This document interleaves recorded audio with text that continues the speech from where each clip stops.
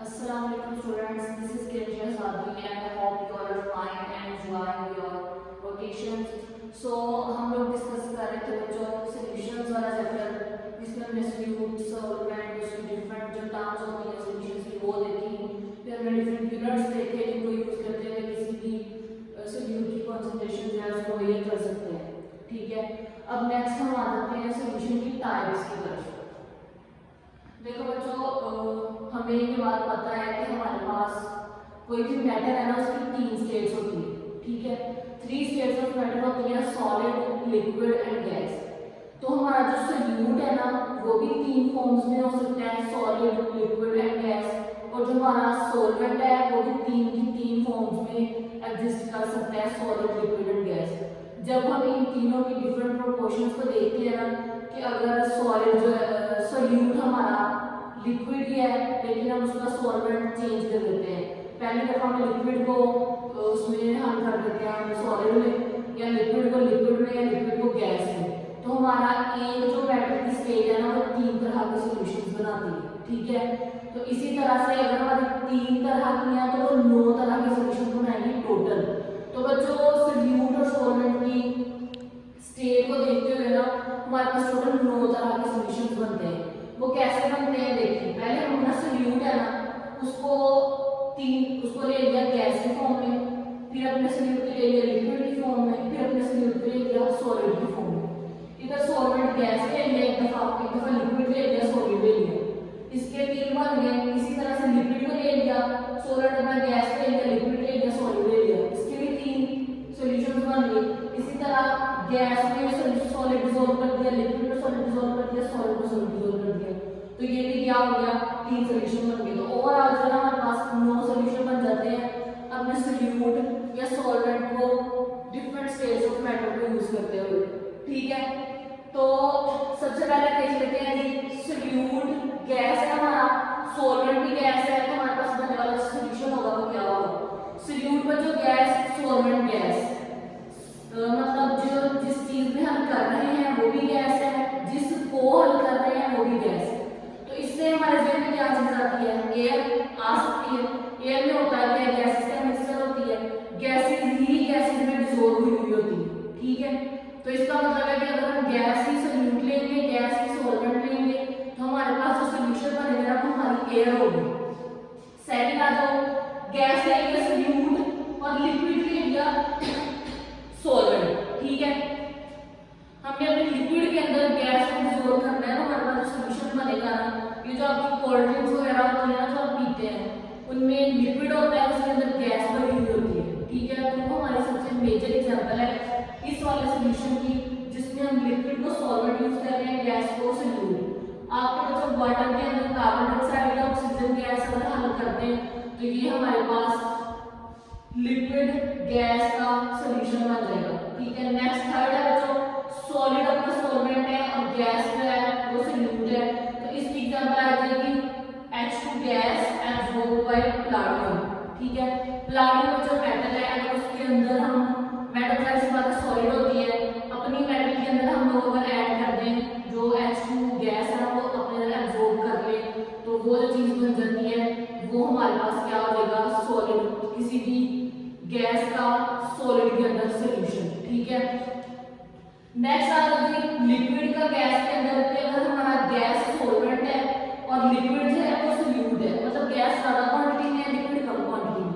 ये आ जाती है बच्चों जो आजकल हमारी सिचुएशन चल रही है, मिस्ट हो गई, फॉग हो गई या क्लाउड्स जो बन जाते हैं। ठीक है, इसमें ज्यादा जो चीज है ना वो क्या है, गैस है।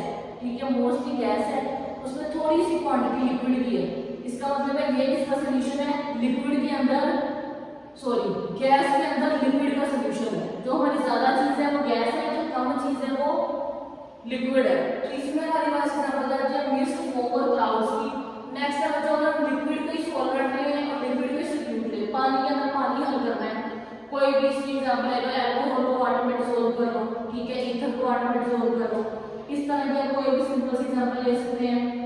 नेक्स्ट है जी सॉलिड हमारा है सॉल्वेंट और उसके अंदर हमने थोड़ा सा लिक्विड ऐड करना है, जिसमें हमारे पास आ जाती है एग्जांपल बटर और चीज की। जो है बटर होता है ना बेसिकली होता है सॉलिड है लेकिन उसके अंदर थोड़ा थोड़ा मॉइस्चर पाया जाता है, ठीक है। तो वही ये तो किसकी एग्जांपल हो गई कि हमारा जो सॉल्वेंट है वो सॉलिड है, लेकिन इसके अंदर थोड़ी क्वांटिटी यानी कि सॉल्यूट जो है ना वो लिक्विड पाया जा रहा है। तो ये इसके हमारे पास एग्जांपल आ जाएगी बटर और चीज की। नेक्स्ट बच्चों, गैस के अंदर हम थोड़ा सा सॉलिड डिसॉल्व करेंगे तो ये आ जाते हैं हमारे dust particles and smoke. Smoke होती है क्या होती है, गैस होती है। इसका मतलब ज्यादा क्वांटिटी में सॉल्वेंट है और वो हमारे पास क्या है, गैस, ठीक है। उसके अंदर थोड़े से अगर हमने सॉलिड ऐड करना है तो वो होंगे जो डस्ट पार्टिकल्स होते हैं हमारे, वो सॉलिड होते हैं। तो गैस के अंदर सॉलिड पार्टिकल्स की बेहतरीन एग्जांपल है स्मोक के अंदर डस्ट पार्टिकल्स, ठीक है। नेक्स्ट हमारा सॉल्यूशन है जो लिक्विड है। लिक्विड के अंदर कोई भी सॉलिड ऐड करना है। मेजर एग्जांपल आम रूटीन की पानी है, लिक्विड है, सॉल्वेंट है जो ज्यादा, उसके अंदर चीनी ऐड कर लो, उसके अंदर नमक ऐड कर लो, उसके अंदर कोई भी सॉलिड चीज ऐड कर लो, जैसे टेंशन बनाते हो गर्मियों में, ठीक है, कुछ भी उठा के जामुन भी ऐड कर लो। तो ये सबसे बेहतरीन एग्जांपल है कि लिक्विड के अंदर सॉलिड जो है वो एज अ सोल्यूट, ठीक है। नेक्स्ट जो लास्ट हमारे पास आ गया है सॉलिड के अंदर सॉलिड ऐड करना है। सॉलिड के अंदर सॉलिड कैसे ऐड करना है जी, इसकी एग्जांपल क्या दे सकते हैं, मेटल अलॉयज। तो जो अलॉयज होते हैं ना, अलॉय होते हैं वो डिफरेंट मेटल्स का मिक्सचर होता है। सॉलिड्स के अंदर ही डिफरेंट सॉलिड्स ऐड किए हुए होते हैं, हमारे पास जो है वो अलॉयज बनते हैं, ठीक है। तो ये हमारे पास आ गई एग्जांपल सॉलिड के अंदर सॉलिड, ठीक है। मुझे उम्मीद है कि आपको इन सब चीजों की डिफरेंट सॉल्यूट की स्टेट्स की और डिफरेंट सॉल्वेंट की स्टेट्स को देखते हुए किस तरह से दो तरह के सॉल्यूशन बनते हैं समझ आ गई होगी। मजीद आपने रीड डाउन कर लेना है, समझने तो पूछ लेना है। नेक्स्ट क्वेश्चन हम चलते हैं इसकी अदर टाइप्स की तरफ। अदर टाइप्स की स्टेट्स क्या होगी बच्चों, वो वाले सॉल्यूशन जिसमें सॉलिड्स को लिक्विड में ऐड करते हैं या वो वाले सॉल्यूशन जिसमें लिक्विड्स को लिक्विड्स में ऐड करते हैं, ठीक है। दो तरह के सॉल्यूशन में दोबारा सुने, ऐसे सॉल्यूशन जिसमें हम लिक्विड के अंदर कोई सॉलिड ऐड करते हैं तब किस तरह के सॉल्यूशंस बनते हैं, उनकी क्या प्रॉपर्टीज होती हैं, क्या नहीं होती। और दूसरे जब अपन लिक्विड के अंदर लिक्विड ऐड करते हैं उस वक्त किस तरह के सॉल्यूशंस बनते हैं, उनकी क्या क्या प्रॉपर्टीज होती है, ठीक है। आइए देखते हैं। सबसे पहले बच्चों solutions of solids and liquids, कि जब हम अपने पानी के अंदर या किसी भी लिक्विड चीज के अंदर कोई सॉलिड चीज ऐड करते हैं तो वो क्या होता है, जो सॉलिड हमारे उस लिक्विड के अंदर डिसॉल्व हो जाता है, ठीक है।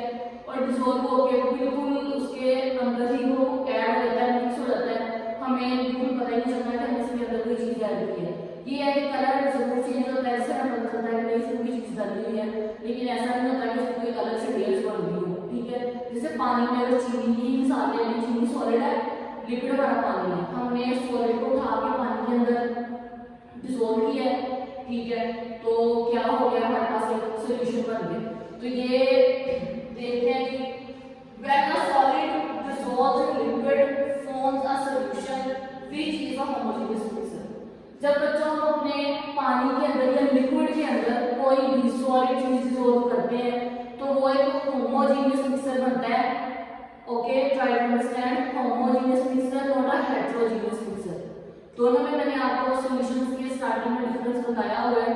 हेटेरोजेनियस मिक्सचर बच्चों वो होता है जिसमें आप कोई चीज पानी में डिसॉल्व करते हो ना, वो चीज होकर रहता है हल हो गई है, लेकिन बाद में वो सेटल डाउन हो जाती है, नीचे बैठ जाती है, वो हल नहीं होती, वो हेटेरोजेनियस मिक्सचर होता है। होमोजेनियस मिक्सचर में आपने कोई चीज एक दफा डिसॉल्व कर दिया लिक्विड के अंदर, वो अच्छी तरह से डिसॉल्व हो जाती है, आपको 2 हफ्ता उसको पड़ा रहने में, 3 हफ्ता पड़ा रहने में कभी भी ऐसा नहीं होगा कि वो चीज जो है वो नीचे उसके पैनल में बैठ जाए, ठीक है। तो होमोजेनियस मिक्सचर बन जाता है। और इसके लिए तो ये होता है किस वजह से, या फोर्सेस ऑफ अट्रैक्शन intermolecular और interionic within solute are to be overcome by solute solvent forces। ये चीज जो आपको समझ में आनी, आपको एग्जांपल देती हूँ, अपने स्टूडेंट्स के नाम इस्तेमाल कर लेते हैं यहाँ पे। तैयब और हसन है ना, उन दोनों की आपस में बॉन्डिंग बहुत अच्छी है, ठीक है। अब कोई थर्ड पर्सन है ना, वो ये चाह रहा है कि भाई मैं ना ऐसा करूँ कि मैं तैयब को ना अपने साथ कर दूँ और वो हसन को छोड़ दे। तो अब आपस में तैयब और हसन की तो बॉन्डिंग बड़ी स्ट्रॉन्ग है। अब उनकी बॉन्डिंग को आपस में तोड़ने के लिए थर्ड पर्सन की बॉन्डिंग इतनी स्ट्रॉन्ग होनी चाहिए, उसमें ऐसा कुछ होना चाहिए कि जो तैयब है ना वो उसकी तरफ अट्रैक्ट हो, ठीक है। उसमें ऐसी एबिलिटी होनी चाहिए कि वो उनकी इतनी स्ट्रॉन्ग बॉन्डिंग को तोड़ सके। अगर उसकी ज़्यादा उसमें कोई अट्रैक्शन होगी, उसमें ज़्यादा फोर्स होगी तो ये उसकी तरफ अट्रैक्ट हो जाएगा, तो उनका आपस में बॉन्ड टूट के उसके साथ बन जाएगा, और एक नई चीज़ बन जाएगी। ठीक है, तो यही यहाँ पे बात की है उन्होंने क्या कि अगर आपने कोई सॉलिड बच्चों को पानी के अंदर हल करना है ना, और उस सॉलिड में जो आपस में इंटरमोलेक्युलर या इंटर आयनिक फोर्सेस होती है ना, वो होती है स्ट्रॉन्ग।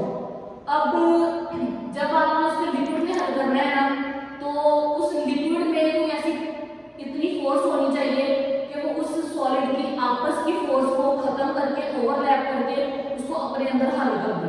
ठीक है, तो ये इस तरह करके उन फोर्सेस को ओवरकम करता है जो लिक्विड की आपस में फोर्सेस होती है, उनको इंटरमोलेक्युलर या इंटर आयनिक कह सकते हैं। उन फोर्सेस को वो क्या करता है, ओवरकम करता है। अपनी फोर्सेस उसकी ज्यादा जब स्ट्रॉन्ग होती है उसको ओवरकम करके उसको अपने अंदर डिसॉल्व कर देता है। ठीक है, इस वजह से बच्चों इसकी नेक्स्ट दो टाइप्स हैं, dissolution of molecular solids and dissolution of ionic solids। dissolution of molecular solids बच्चों इसका क्या मतलब है कि जो molecular solids हैं वो पानी के अंदर कैसे होते हैं, molecular solids यानी कि वो वाले solids जो कि नॉन पोलर होते हैं, जिनके ऊपर कोई चार्ज नहीं होता। ठीक है, नॉन पोलर होते हैं बच्चों molecular solids, और जो नॉन पोलर होते हैं बच्चों इनमें पोल्स नहीं बनते, पोल्स नहीं बनते, मतलब पॉजिटिव और नेगेटिव चार्ज नहीं होता, पॉजिटिव के नेगेटिव पोलैरिटी नहीं होती। उसकी वजह से इनके दरमियान में जो फोर्सेस होती है ना वो भी वीक होती है। दो तरह के जो वीक फोर्सेस पाई जाती हैं हमारे मॉलिक्यूल्स के अंदर, एक तो होती है डायपोल टाइप ऑफ फोर्सेस और दूसरी बच्चों लंडन डिस्पर्जन फोर्सेस।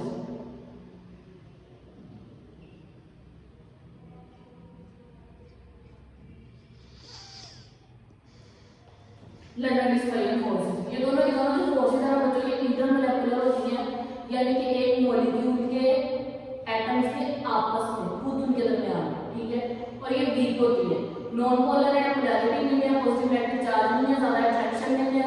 इस वजह से ये किसी भी नॉन पोलर लिक्विड के अंदर इजीली हल हो जाएगी। यहाँ पे आप दो रूल लगा सकते हो, लाइट डिसॉल्व लाइट।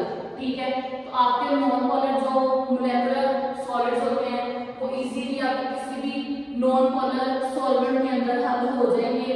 ठीक है, तो उसको हम क्या कहते हैं कि ये डिसोल्यूशन है मोलेकुलर सॉलिड्स की लिक्विड के अंदर। ये बच्चों नॉन पोलर होते हैं, ज्यादा स्ट्रॉन्ग फोर्सेस नहीं होती, तो इजीली किसी भी नॉन पोलर के अंदर जाके हल हो जाते हैं। ठीक है बच्चों, नेक्स्ट है डिसोल्यूशन ऑफ आयनिक सॉलिड्स। जो हमारे होते हैं आयनिक सॉलिड्स उनमें होते हैं आयंस। आयंस में क्या होता है, पॉजिटिव और नेगेटिव चार्ज होता है, उनकी आपस में जो बॉन्डिंग होती है ना, उनका आपस में बॉन्ड होता है वो बहुत ज्यादा स्ट्रॉन्ग होता है।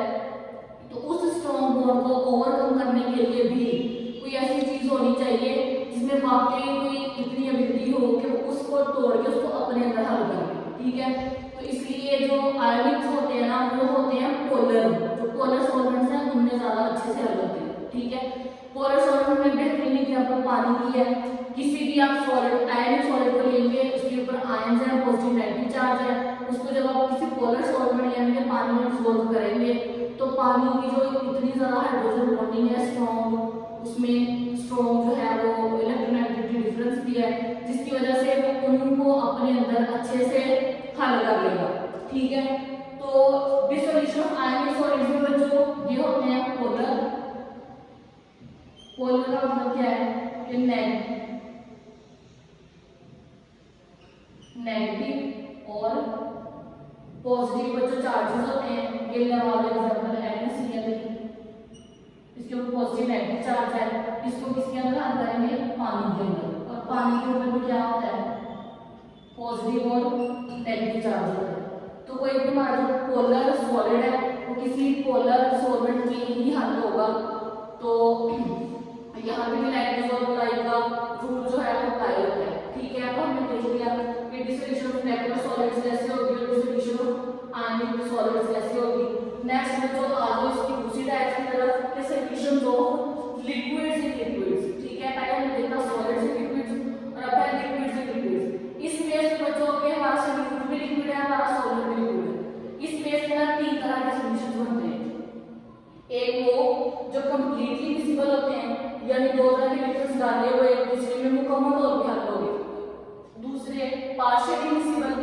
यानी कि ऐसे जो कि वक्ती तौर पर तो हल हो गए, लेकिन कुछ टाइम के बाद ना वो अलग अलग लेयर्स बना लेते हैं, ठीक है। और थर्ड वो वाले लिक्विड्स प्रैक्टिकली इमिसिबल, और इस तरह के लिक्विड्स यानी कि दोनों में एक तो पोलर मिला आता है दूसरा नॉन पोलर, वो बिल्कुल ही एक दूसरे के अंदर हल ही नहीं होंगे, वो प्रैक्टिकली है ही इमिसिबल, मतलब उनको एक दूसरे में हल किया नहीं जा सकता है, जिसमें मर्ज किया नहीं जा सकता।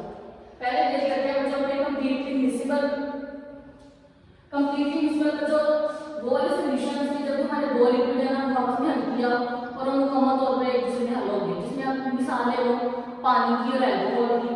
पानी के अंदर अल्कोहल हल करते हैं, वो मुकम्मल तौर पर इसके अंदर हल हो जाती है, ठीक है।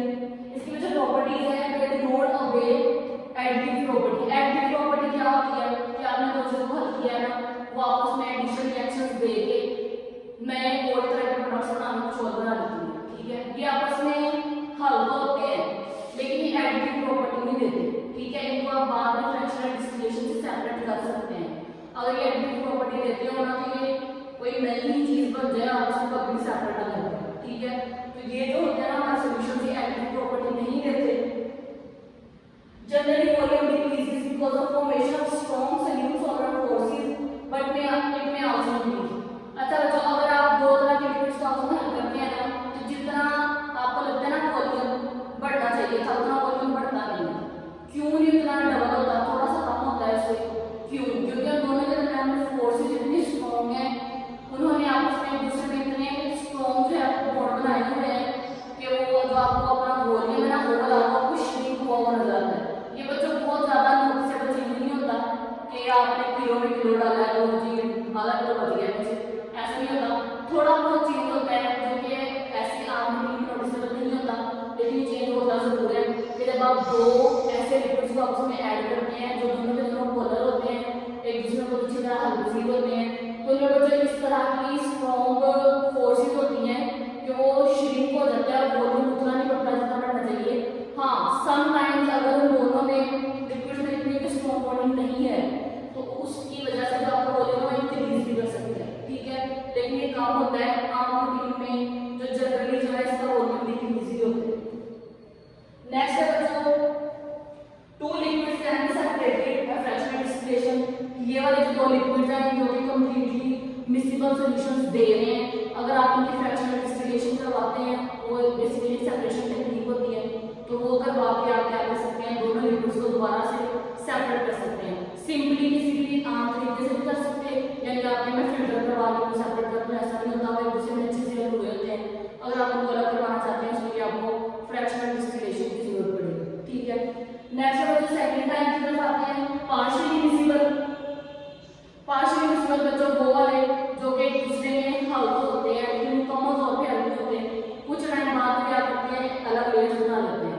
फॉर एग्जांपल पानी है ना, पानी को अगर हम ईथर में डिसोल्व करके उसको मिक्स करेंगे ना, तो बच्चों क्या होगा कि कुछ टाइम बाद ना पानी और ईथर दोनों अलग अलग लेयर्स बना लेंगे, वक्ती तौर पर हल हो जाएंगे, लेकिन बाद में क्या आएगा पानी की लेयर अलग हो जाएगी, ईथर की लेयर अलग हो जाएगी। तो इसमें बच्चों जो दोनों के दोनों लिक्विड्स होते हैं ना, जो लेयर्स होती हैं, उसमें एक लिक्विड दूसरे लिक्विड का सैचुरेटेड सॉल्यूशन होता है, ठीक है। सैचुरेटेड सॉल्यूशन का क्या मतलब है कि उसके अंदर एक जो है वो फिक्स्ड अमाउंट ही उस दूसरे वाले लिक्विड की हल हो सकती है, उससे ज्यादा भी उसकी कैपेसिटी नहीं है, ठीक है। तो फॉर एग्जांपल अगर आप पानी में ईथर डिसोल्व कर रहे हैं ना, तो पानी जो है ना वो लगा के 6.5% तक ईथर को अपने अंदर हल होने देगा, उसके बाद कहेगा बस हो गई मेरी बस होगी, ठीक है। मतलब कि पानी जो है ना वो सैचुरेटेड सॉल्यूशन होगा ईथर का, और ईथर जो है वो सैचुरेटेड सॉल्यूशन होगी पानी का।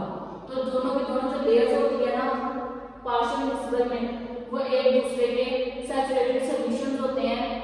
इनको बच्चों कॉन्जुगेट सॉल्यूशंस भी बोलते हैं। ये चीज आपको याद रखनी है, आपको मेंशन किया है और मैंने आपको बता दिया है, मैं मेंशन भी करी बोर्ड पे क्या कि जो यहाँ पे जो दो लेयर्स बनती हैं पार्शियल मिसिबल के अंदर, उसमें हमारी जो एक लिक्विड की लेयर होती है वो दूसरे का सैचुरेटेड सॉल्यूशन होती है, और सैचुरेटेड सॉल्यूशन को कॉन्जुगेट सॉल्यूशंस भी बोलते हैं।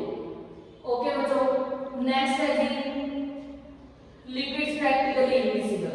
ऐसे लिक्विड्स में जो आपने दो तरह के लिक्विड लिए, दोनों ही अलग तरह के हैं, मतलब लगा लो जी एक दूसरे के बिल्कुल ऑपोजिट है, उनकी आपस में बनती ही नहीं है, का मुंह उधर को है और एक का मुंह उधर को है, ठीक है।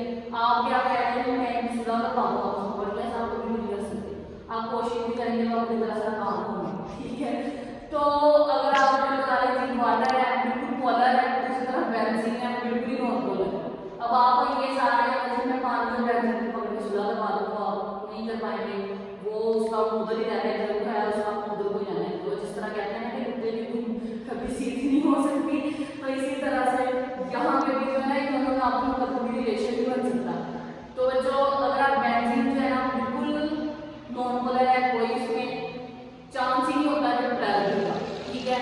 और लेकिन जो पानी है वो हमारा हाईली पोलर है, तो मतलब आप इसमें हल्के बनाएंगे तो कभी भी हल्के नहीं होंगे, प्रैक्टिकली तो इनविजिबल है, इनविजिबल हो नहीं सकते, ठीक है। ये हो गया बच्चों आपका पूरा का पूरा लेक्चर। मुझे उम्मीद है कि आपको ये क्लियर हो गया होगा, आपने बुक से रीडिंग कर लेनी है।